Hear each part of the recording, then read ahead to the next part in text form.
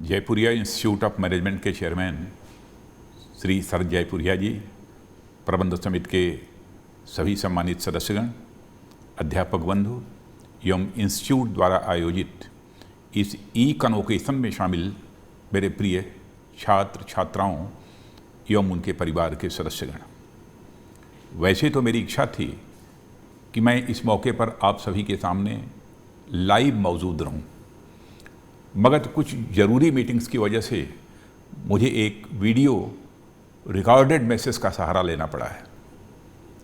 सबसे पहले तो जयपुरिया इंस्टीट्यूट के चारों कैंपस लखनऊ, नोएडा, जयपुर और इंदौर के उन सभी 932 छात्र छात्राओं को हार्दिक बधाई देता हूं जो आज अपनी डिग्री हासिल कर रहे हैं। जिन बच्चों को अपनी यह डिग्री टॉपर की हैसियत से मिल रही है, मैं उन्हें विशेष बधाई देना चाहता हूं।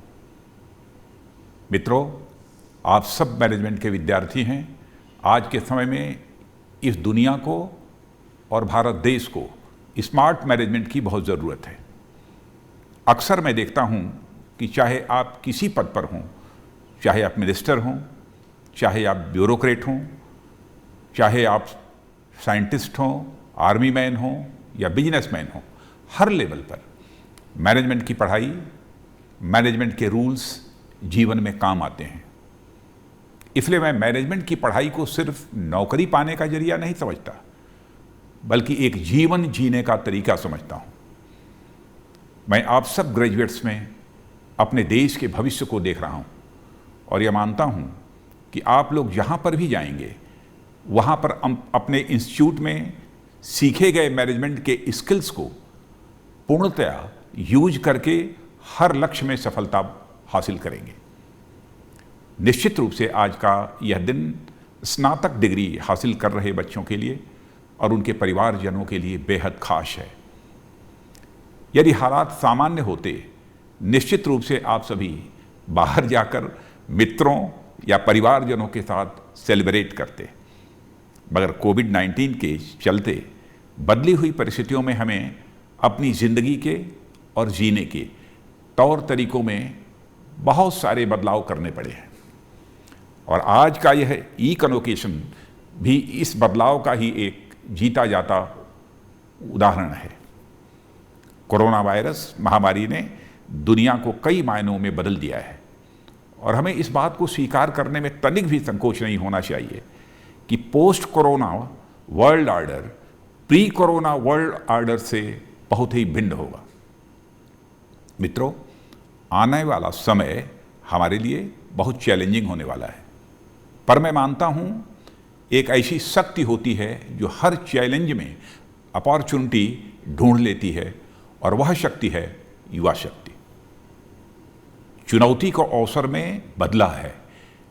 मैनेजमेंट भी इसी कड़ी में एक इंपॉर्टेंट फैक्टर है, जिसे मैं एक उदाहरण से स्पष्ट करना चाहूँगा। मेरे युवा साथियों, आज जब पूरी दुनिया पर कोविड-19 का संकट एक समान रूप से छाया हुआ है, तो ऐसा क्यों है कि कुछ देशों को भारी जान माल की हानि का सामना करना पड़ रहा है और कुछ देश कंपैरेटिवली, जैसे भारत, कम हानि का सामना कर रहे हैं। कुछ देश बहुत अधिक साधन संपन्न होने के बावजूद इस संकट की अधिक चपेट में हैं, जबकि कुछ देश उनके मुकाबले कम संसाधनों के बावजूद इस संकट का सामना करने में सफल हो रहे हैं। इसके पीछे अगर कोई बड़ा कारण है तो वह मैनेजमेंट ही है, मेरे प्यारे साथियों। और मुझे यह कहते हुए गर्व होता है, इस मैनेजमेंट में हमारा देश माननीय प्रधानमंत्री जी के नेतृत्व में बहुत हद तक सफल हुआ है। किताबों और सिलेबस की दुनिया के बाहर हमें इसे अपने जीवन में उतारना होगा। हमारा प्राचीन ज्ञान भी हमें सिखाता है कि आप अपने जीवन का परिवेश देखें, आप अपने क्षेत्र का अतीत देखें। जिन्होंने अच्छे संकल्प व कर्तव्य निष्ठा के साथ अच्छे आदर्श प्रस्तुत कर उच्च स्तर पर नाम रोशन किया है, इसी रास्ते पर आप अपने आप को लेकर जाएं, यह मैं आपसे अपील करना चाहता हूं। आने वाले समय में जो बदलाव आएंगे उसको एडॉप्ट करने में और खुद की लाइफ स्टाइल एसिमिलेट करने में यूथ की बहुत महत्वपूर्ण भूमिका होगी। हम अब 1 महीने से अधिक समय से लॉकडाउन में रह रहे हैं और हमने देखा कि कैसे टेक्नोलॉजी ने यह सुनिश्चित करने में बहुत महत्वपूर्ण भूमिका निभाई है कि जीवन की गति रुके नहीं, थमे नहीं, चाहे वह सोशल मीडिया हो या टेलीकम्युनिकेशन टेक्नोलॉजी। सभी ने यह सुनिश्चित किया है कि लोग भले ही फिजिकली डिस्टेंस पर हों, ह्यूमन और सोशल इंटरैक्शन पर विराम न लगे।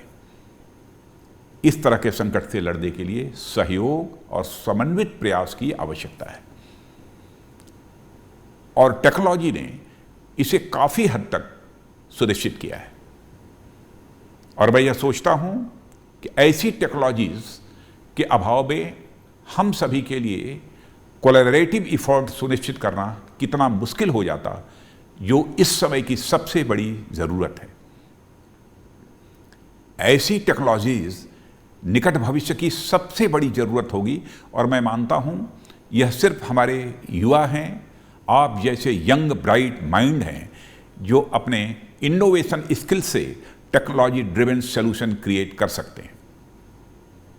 और मैं यह देखकर बेहद खुश हूं कि हमारे युवाओं ने ऑलरेडी अपना काम शुरू कर दिया है। विभिन्न यूनिवर्सिटीज द्वारा इनक्यूबेटेड स्टार्टअप्स नए नए इनोवेटिव आइडियाज लेकर सामने आ रहे हैं। Indian Institute of Technology Kanpur और आईआईटी हैदराबाद में incubated startup low cost easy to use portable ventilators बनाने में लगे हुए हैं।